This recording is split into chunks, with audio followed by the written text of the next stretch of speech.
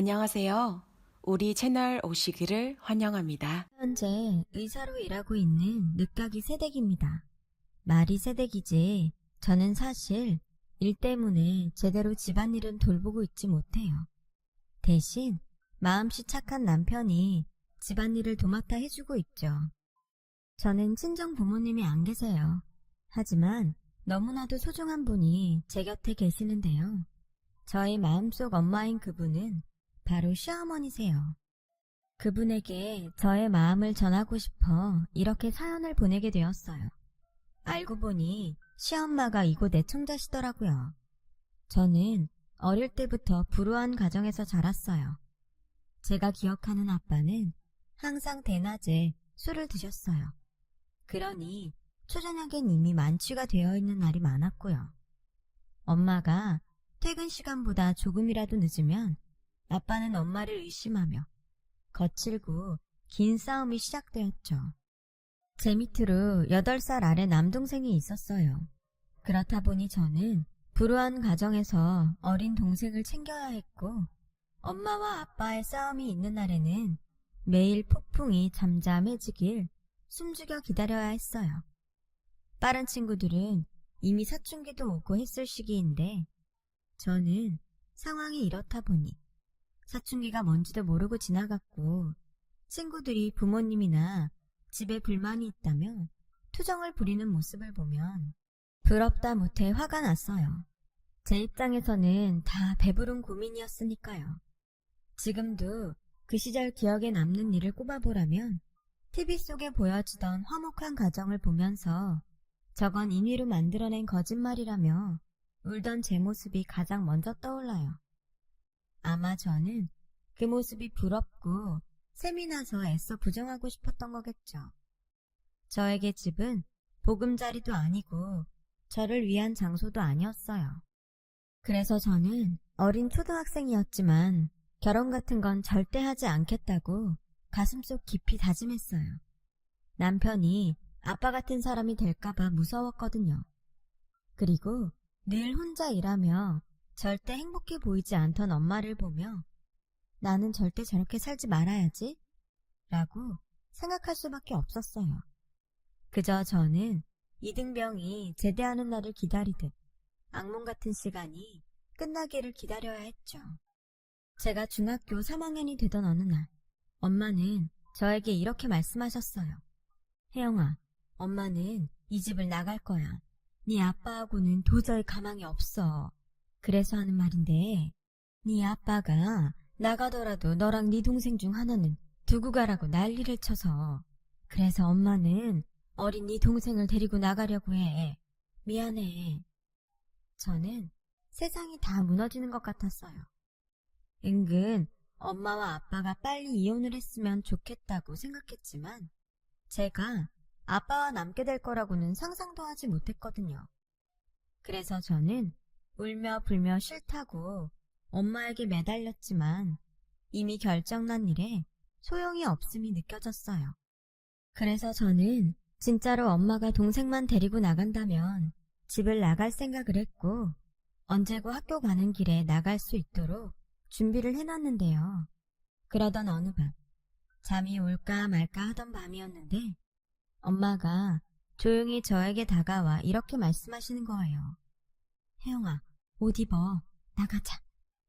엄마는 제가 매달리고 또 집을 나갈 계획이라는 것을 이미 눈치채셨는지 준비한 가방을 가지고 나가자고 하셨어요. 그렇게 저는 엄마와 동생과 함께 그 지긋지긋한 집에서 도망칠 수 있었고 비록 단칸방 신세에 아빠 때문에 이곳 저곳 전전하며 살아야 하는 떠돌이 생활이었지만 처음으로 마음 편히 두 발 쭉 뻗고 지낼 수 있는 날이었어요. 그렇게 저는 고2가 되었고 동생은 10살, 초등학교 3학년이 되었는데요. 어느 날부터인가 엄마의 기침소리가 예사롭지 않게 들리기 시작하는 거예요. 처음엔 감기에 걸렸나 생각했는데 그 강도가 점점 더 심해져 불안한 마음까지 생겼어요. 그리고 청소를 하던 중 엄마의 약으로 보이는 무수한 알약이든 봉투를 보는 순간 저는 어떤 좋지 않은 예감이 들더라고요. 그렇게 제가 조금씩 무언가를 알아갈 즈음 엄마는 공장에서 일을 하다 쓰러져 병원에 실려가셨고 엄마가 폐암 말기라는 사실을 듣게 되었습니다. 엄마는 결혼 후 동생을 낳은 후부터 무능한 아빠를 대신해 제조 공장에 다니셨어요. 외할머니는 돌아가시기 전까지 엄마가 어릴 때부터 빈혈도 있고 호흡기가 좋지 않다며 공장 같은 곳에서 일을 하는 것이 걱정이라고 하셨는데요. 엄마의 병을 듣게 된 순간 외할머니의 그 말이 어찌나 머릿속을 맴돌았는지 몰라요. 그리고 의사 선생님으로부터 이미 엄마의 폐가 손을 쓸 수 없는 단계에 다른 장기에도 전이가 돼서 더 이상의 가망은 없다는 소리를 듣게 되었어요. 저와 남동생을 안타까운 눈으로 보던 의사 선생님은 쉽게 말이 나오지 않는지 한참을 망설이다가 마음의 준비를 하고 다른 어른들에게 빨리 알리라고 하셨는데 아무리 생각을 해도 달리 알릴 곳이 없더라고요. 저는 막막한 심정으로 엄마의 핸드폰에 연락처를 찾았어요. 그리고 채 10명도 저장되어 있지 않은 엄마의 핸드폰 속 연락처를 보게 되었고 그중 그래도 유일하게 친구로 보이는 내 친구 유미라는 이름이 보여 저는 떨리는 손으로 그 번호에 전화를 걸었어요. 여보세요? 수키니? 정말 수키야? 왜 그동안 연락이 없었어? 내가 얼마나 걱정했는데. 핸드폰 너머 들리는 낯선 아줌마의 목소리에 반가움과 걱정이 섞여 있었고 저는 떨리는 목소리로 이렇게 말했어요. 안녕하세요. 저는 정수키 씨 딸이에요. 뭐? 수키 딸? 네. 근데 지금 엄마가 좀 많이 안 좋아요. 의사 선생님은 다른 어른들에게 알려서 준비를 하라고 하시는데 저희는 연락할 곳이 없거든요. 알겠다. 더 말 안 해도 돼. 거기에 어디야? 엄마 친구 유미라는 분은 지방에 살고 계시다고 했지만 그날 저녁 바로 기차를 타고 병원으로 오셨어요. 그리고 숨 쉬는 것이 괴로워 거의 진통제에 취해 자고 있는 엄마의 손을 잡고 밤새 많은 눈물을 흘리셨는데요. 엄마는 그 다다음 날 딱 한 번 눈을 뜨시고는 그대로 하늘나라로 떠나셨어요. 저는 그때 정신이 없어서 저도 그렇고 동생도 학교에 보내지 못한 채 엄마의 마지막을 지켜야 했어요. 유미 아줌마의 도움으로 엄마의 빈소를 차리고 이미 엄마와 왕래를 하지 않던 외갓집 식구들을 부르며 난생 처음 상복을 입고 장례를 치르게 되었어요. 어머, 쟤들 어떡해? 딱하다. 그러게, 어쩔 수 없이 그 술주정뱅이 지 아빠한테 보내야 하는 거 아니야? 그러고 보니 도통 보이지 않네? 이혼했잖아. 뭐하러 이혼한 남편을 장례식에 불러? 그럼 쟤들은 어떡해? 누가 데려다줘? 아, 그리고 사망보험금 같은 건 안 나오나? 죽었잖아. 입에 겨우 풀칠하고 사는 것 같은데 보험은 무슨. 듣자 하니 여기 병원비도 아직 정산이 안 됐대. 어머 정말? 이러다 코 끼는 거 아니야? 어쩐지 오기가 싫더라. 조의금 들어온 거로 어떻게든 하려는 거 아닐까? 그러니까 우리는 상황 봐서 얼른 빠지자. 괜히 가족이라고 얼마씩 내라고 하면 어떡해. 저는 제 귀에 또렷이 들리는 대화들에 가시방석에 앉아있는 것 같았어요. 게다가 동생이 그 말을 듣고 저에게 누나, 우리 이제 아빠랑 살아야 해? 아빠가 우리 도망 나왔다고 괴롭히면 어떡하지? 라고 울면서 걱정하는데 그 순간 배려라고는 없는 가족 혹은 친척이라는 그 사람들이 참 밉더라고요. 그런데 그때 어떤 희망의 목소리가 들려왔어요. 저기요, 그런 소리는 나가서 하실래요? 여기 영정사진에 아직 애들 엄마가 있고 애들이 다 듣고 있어요. 어머, 별꼴이야? 누군데 오지랖이에요? 저 수키 친구예요. 제일 친한 친구. 아, 대구로 시집갔다는 그 친구? 아주 우정에 눈물 나네. 우린 가족이에요. 남겨진 애들 걱정하는데 뭐가 잘못됐어요? 괜히 가족 일에 끼지 말고 육개장이나 먹고 돌아가요.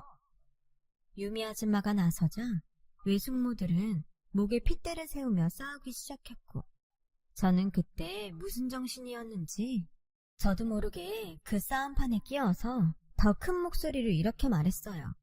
그만들 하세요. 저 외숙모들한테 절대 도와달라고 안 할게요. 그러니까 불쌍하다느니 아빠한테 보낸다느니 그런 말 하지 마시라고요. 어머, 쟤 지금 뭐래? 지 엄마 닮아서 아주 싹수가 놀았네. 야, 우린 어른으로서 그리고 가족으로서 네 남매를 걱정하는 거야.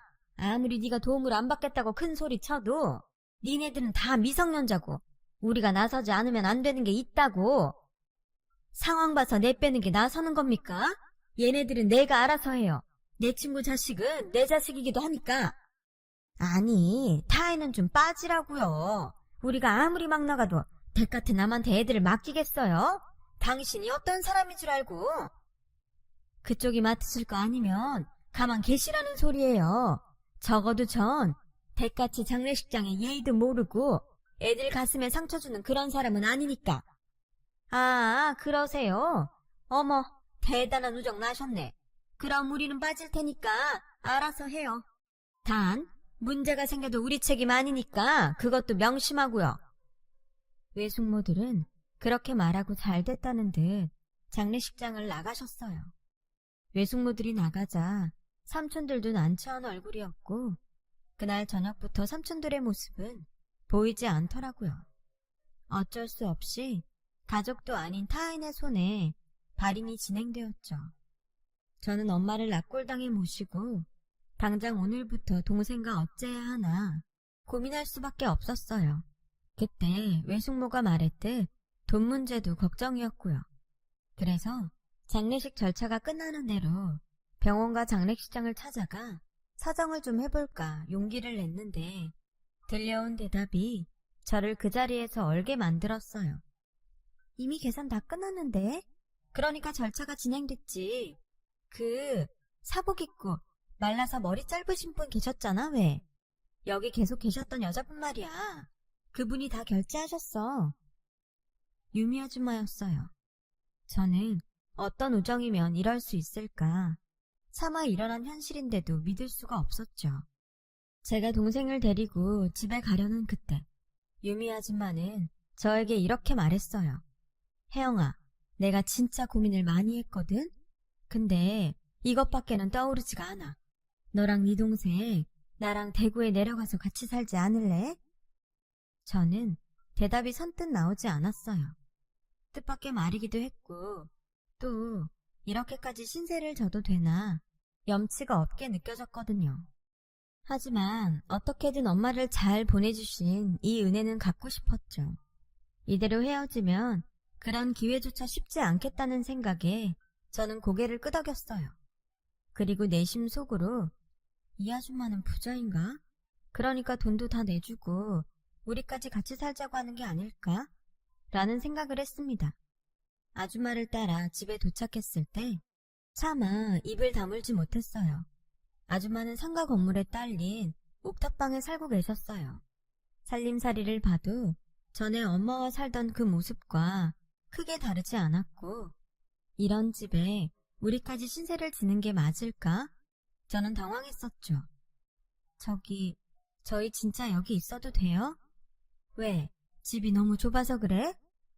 아니, 그게 아줌마도 힘드신 것 같아서요. 아, 솔직히 아니라고는 말 못하는데 그래도 나랑 살자. 내가 니네 외숙모들한테 큰소리 친 것도 있고 숙희 그 기집애 생각하면 내가 니들을 어떻게 모른 척해. 이건 비밀로 하려고 했는데 병원에서 딱 한 번 네 엄마 깼을 때 나한테 고맙다고 하더라. 내가 뭘 어쩔지 지가 어떻게 알고. 하여간 니네 엄마는 사람 다루는 데는 선수야, 선수. 에이, 아줌마가 마음이 약한 거죠. 아무리 친해도 누가 그래요. 나랑 네 엄마가 보통 친했는 줄 알아? 우린 대신 죽으라고 하면 기꺼이 죽을 만큼 친해. 저는 이해가 가지 않았어요. 세상에 그런 감정이 어떻게 존재할 수가 있죠? 사실 지금도 그때의 그 말을 떠올리면 소름이 끼칠 만큼 기분이 이상해요. 그 후 유미 아줌마는 저희 남매에게 엄마 같은 존재로 저희의 이모가 되어주셨습니다. 함께 지내면서 유미 이모한테도 이혼을 하고 하나밖에 없는 아들을 두고 낳을 수밖에 없었던 사연이 있다는 걸 알게 되었어요. 진짜 내 친구지만 수키는 대단해. 어떻게 하나도 아니고 니네들 전부를 데리고 나올 수 있지? 난 하나 있는 것도 못 데리고 나왔는데. 제가 매달렸어요. 아빠랑 절대 둘이 살고 싶지 않았거든요. 근데 이모는 남편이 알코올 중독자도 아니고 직업도 있었다면서요. 아마 우리 엄마도 아빠가 그랬으면 그렇게 우리들을 다 데리고 나오지는 못했을 것 같아요. 아니, 네 엄마는 결국엔 니들을 다 데리고 왔을 거야. 걔 마음이 많이 약하거든. 나는 사실 니네 엄마랑 처음부터 좋지는 않았어. 내가 니네 엄마 많이 괴롭혔거든. 자기도 가난한 집 딸이면서 공부도 잘하고 성격도 바른 게 영 재수가 없었어. 이모도 어린 시절이 힘들었어요? 살기 싫을 만큼. 그래서 한 번은 학교 옥상으로 올라간 적이 있어. 우리 동네에서 가장 높은 건물이 우리 학교였거든. 근데 그렇게 내가 괴롭혔던 니네 엄마가 몸을 날려서 날 막더라. 살다 보면 좋은 날이 온다고. 지금은 어쩔 수 없는 터널이라고. 그때는 그냥 니네 엄마가 하는 말이 무슨 말인지도 모르겠고 그냥 짜증이 났는데 시간이 지나고 조금씩 내 사정이 좋아지니까 그때 잘못된 선택을 하지 않은 게 얼마나 다행인지. 니네 엄마가 너무 고맙더라고. 그래서 그 뒤로는 가장 친한 친구가 됐어. 그냥 내 스스로 생명의 은인이다 라고 여겼지. 그렇게 한 3년인가 4년을 친자매처럼 붙어 다녔는데 내가 대구로 오게 되면서 헤어지게 됐어. 왜요? 집 나간 엄마가 같이 살자고 했거든. 니네 엄마는 밝고 공부도 잘하니까 금방 나 말고 좋은 친구들이 생길 거라고 생각했는데 그 뒤 니네 외갓집이 사정이 더 많이 안 좋아졌다고 하더라. 니네 엄마도 결혼한다는 말만 있고 연락이 없었어. 엄마의 불행은 그때부터였네요.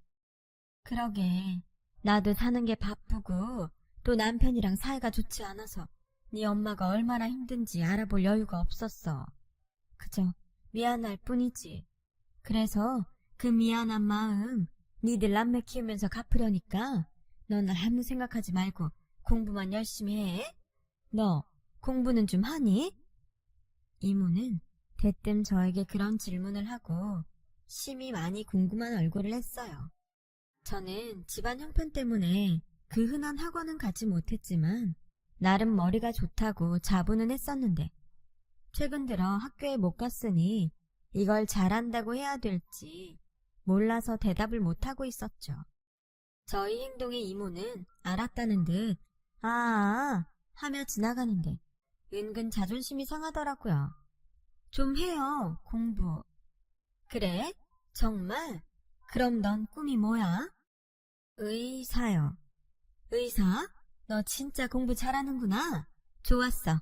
앞으로 네 뒷바라지는 내가 할 테니까 네 동생 걱정하지 말고 넌 공부만 해. 조카딸 의사 한번 만들어 보자. 이모는 마치 신이 나는 듯 그렇게 옥상에서 큰 소리로 말했어요. 저희 엄마와 완전 다른 성격의 이모를 보면서 저는 처음으로 어른의 울타리에서 보호받는다는 느낌을 받았어요. 정말로 의사가 돼서 돈을 아주 많이 번다면 이모에게 가장 먼저 은혜를 갚겠다고 다짐하며 한눈 팔지 않고 오로지 공부에만 매달렸어요. 그 결과 저는 전학생인데도 불구하고 전교 1등을 했죠. 고3 수능을 보던 그해 높은 상위권 성적으로 서울대 의대에 합격했습니다. 이모는 남동생을 맡을 때니 저에게 서울로 올라가 아무런 걱정하지 말고 의사 공부를 하라고 또 저에게 모든 지원을 해주셨어요. 이모는 당시 식당 일을 하시고 또 집에서는 부업을 하시며 제대로 잠도 자지 못하는 생활을 하셨는데요. 대출까지 받아 저의 서울 집 보증금을 마련해 주시니 너무 감사한 마음이었죠. 이걸 내가 어떤 마음으로 살면서 어떻게 다 갚나 싶어 미안해서 눈물만 흘렸어요. 그래서 그 후 동생에게 늘 누나가 자리 잡으면 데리러 올 거야. 그때까지 이모 힘들게 하지 말고 누나가 데리러 올 때까지 공부 열심히 하고 있어. 라고 귀에 딱지가 앉을 정도로 매일 말했는데 동생도 눈치가 백단이라 저와 떨어져 지내는 동안 공부를 열심히 하며 이모가 힘들지 않게 집안일을 도맡아 했더라고요. 그렇게 저는 본격적으로 의사가 되기 위해 공부를 했어요. 대학 6년 장학금을 받기 위해 잠도 거의 자지 않고 공부를 했고 또 틈틈이 과외도 하면서 돈도 벌었죠. 그래서 레지던트와 전공의를 하게 되면서부터는 이모에게 경제적인 신세를 면할 수 있었습니다. 그러는 사이 남동생은 수능을 치르고 서울에 있는 대학에 합격하면서 저희 남매는 비로소 다시 함께 살 수 있었어요. 아, 내가 이참에 여기 일 다 정리하고 니네 따라 서울 갈까? 이모, 그러지 마. 거기 이모 친구들이랑 단골 손님 잔뜩 있는데 뭐하러? 나랑 수철이가 자주 갈게요. 우리한테는 이모가 엄마고 그 집이 우리 집이잖아.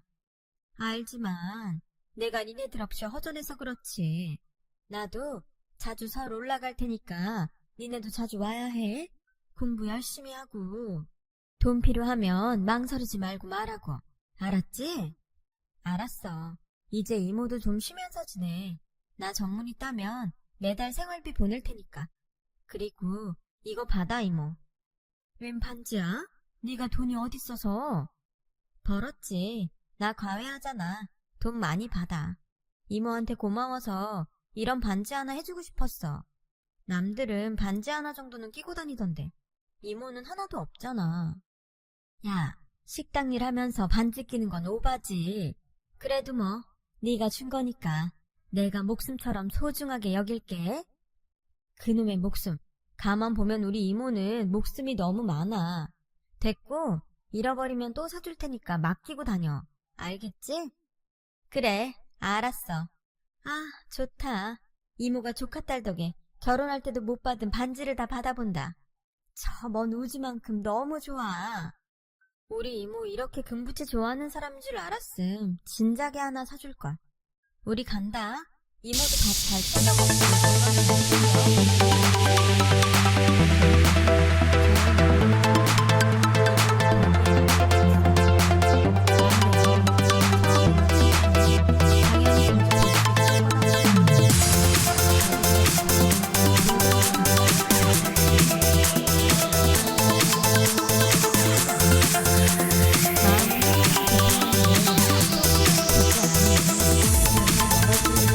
Remix. Turn up the bass.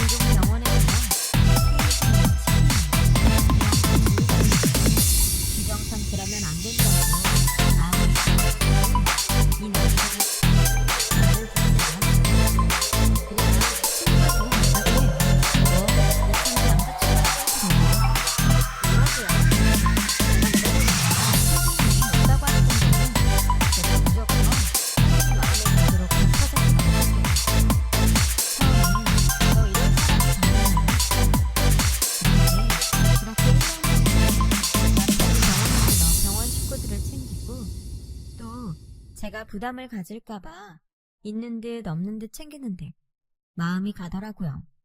연애나 결혼은 제 인생에 없다고 생각했거든요. 생각은 그랬지만 저도 사람이라 솔직히 외로웠어요. 당시 남동생은 학교에 다니다 군복무 중이었는데 이모도 없고 동생도 없으니 허전하고 불안하고 외로웠나 봐요. 그래서 저는 남편과 연애를 시작했고 저희 불우했던 가정사와 또 저 못지않게 불우했던 남편의 가정사가 겹치면서 서로를 위하고 챙기게 되었어요. 마음이 통하는 친구. 남녀를 떠나 저희는 세상에서 가장 특별하고 가까운 친구가 되기로 약속했죠. 남편의 정체를 아는 병원 식구들은 이제 결혼해야 하는 거 아니냐고 너스레를 떨었는데요. 정작 남편은 결혼에 대해 어떤 말도 하지 않더군요. 그래서 한 번은 제가 먼저 대수롭지 않게 말했어요. 그냥 궁금해서 묻는 건데 자기는 나랑 결혼까지 생각해? 물론 내가 지금 하고 싶다는 건 아니고 그냥 자기가 어떤 생각하는지 알고 싶어서. 당연히 생각하지. 뭐? 그럼 왜 여태 아무 말도 안 했어? 그게 사실은 있잖아. 내가 자기한테 말을 안 한 게 있어. 자기한테 부담 주고 싶지 않아서 숨겼는데 엄마가 폐암으로 오늘 내일 하시거든. 아무래도 결혼은 큰 일을 치르고 나서 생각해야 될 것 같아서 일부러 말 안 했어. 저는 남편의 말에 속이 상했어요. 여자친구가 의사인데 숨길 걸 숨겨야죠. 그런데 듣자 하니 다른 의사도 더 이상의 치료가 무의미하다며 포기한 상태라고 하더군요. 저에게 그 모든 것을 말하기엔 되지도 않을 것에 제가 미안해할 것 같아 본의 아니게 숨기게 되었다고 하더라고요. 나 어릴 때 아빠 손에 자랐다고 했잖아. 엄마가 늘 보고 싶었어. 그래서 성인이 되고 아빠가 절대로 안 된다고 했는데 수소문해서 엄마한테 갔다? 어색할 줄 알았는데 너무 좋더라고. 근데 이미 그때부터 엄마는 좀 안 좋으셨어. 자식인데 어떻게 내 손으로 고쳐드리겠다고 했는데 쉽지 않더라. 그래서 나 솔직히 일부러 자기한테 접근한 것도 있어. 자기가 나한테 도움이 좀 될까 하고. 근데 엄마는 계속 나빠지고 다른 의사분이 어렵다고 하니까 포기가 되더라. 아니, 엄마가 너무 힘들대. 이제 그만하고 싶대. 그래서 얼마 전에 지방에 있는 요양병원으로 옮겨드렸어. 나 불효자지? 저는 자책하는 남편을 제 작은 품에 꼭 안아줬어요. 이렇게 속 깊고 다정한 아들이 어딨냐고 남편을 위로했고 병원 진료가 없던 날 남편을 따라 남편의 어머니를 뵈러 요양병원에 갔어요. 그리고 병실 문이 열리는 순간 저는 망치로 머리를 3개 얻어맞은 듯 충격을 받게 되었답니다. 가쁜 숨소리, 뼈가 보일 정도의 마른 상태, 그리고 한 번도 잊은 적이 없던 이모가 저 멀리 우주만큼 좋아했던 제가 사준 반지. 저는 남편의 어머니가 유미 이모라는 사실에 정말 놀랐고 곧 한눈에 봐도 힘든 상황의 이모를 보며 그대로 평정심을 잃고 담당 의사를 만나야겠다고 흥분하며 말했어요. 자기야, 왜 그래? 전에 내가 말했는데 내가 우리 엄마 돌아가시고 엄마 친구분 손에 자랐다고 했잖아. 그 사람이 당신 어머니셔. 뭐?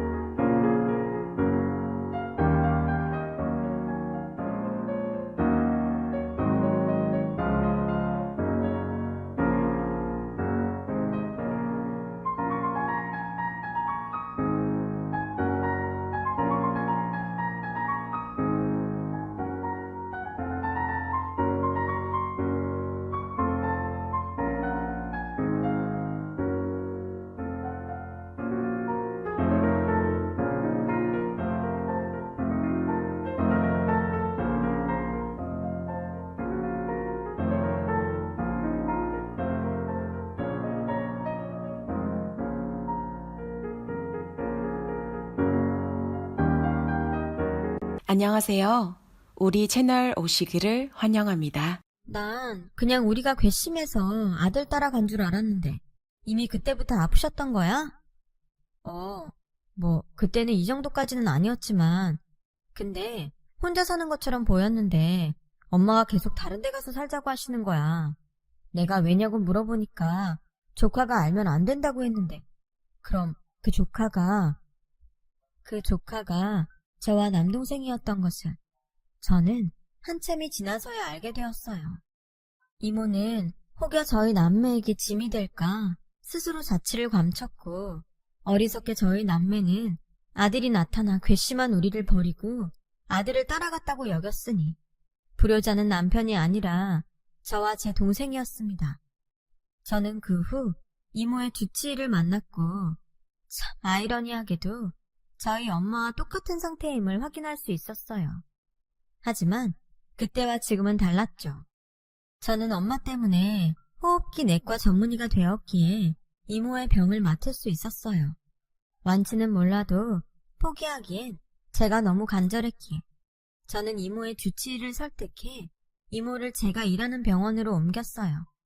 그리고 가족을 살린다는 마음으로 제 모든 것을 걸었습니다. 저는 이모의 어쩌면 마지막이 될 수술을 진행했어요. 남편조차 결정이 쉽지 않았던 수술이었죠. 하지만 저는 이상하게도 자신이 있더라고요. 마치 돌아가신 엄마가 도와줄 거라는 이상한 믿음이 생기면서요.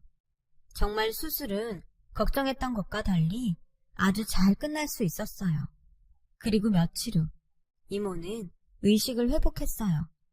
이모는 우는 당신의 아들을 알아보고 괜찮다고 토닥이는데 이윽고 저의 얼굴을 본 순간 입꼬리를 심하게 떠시고는 저에게 오라며 손짓하시더라고요. 저와 남편은 그렇게 엄마 그리고 이모의 품에 안겨 한참을 울었어요. 그리고 이모의 소식을 들은 남동생까지 모여 저희는 매일 가족이라는 이름으로 이모의 병실에 머물렀어요. 이윽고 저는 결혼식은 나중으로 미루고 남편과 혼인신고를 먼저 하게 됐어요. 결혼식은 시어머니가 회복되면 정식으로 하기로 하고요. 그리고 남편이 지내는 곳에서 일단 신혼살림을 먼저 차렸는데 저는 거의 병원에 살다시피 하고 또 진료가 없는 날엔 이모의 병실에 있는 경우가 많아 남편이 조금 서운해하더라고요. 그래서 요즘은 집에도 종종 가고 또 남편에게 아내 노릇도 조금씩 해보려고 하는데 솔직히 제가 다른 건 다 잘해도 살림은 영 소질이 없는 것 같아요. 괜찮아. 이모가 퇴원하면 이모가 다 맡아서 할게. 그리고 우리 종현이가 은근히 손이 야물어. 살림을 곧잘 하더라고.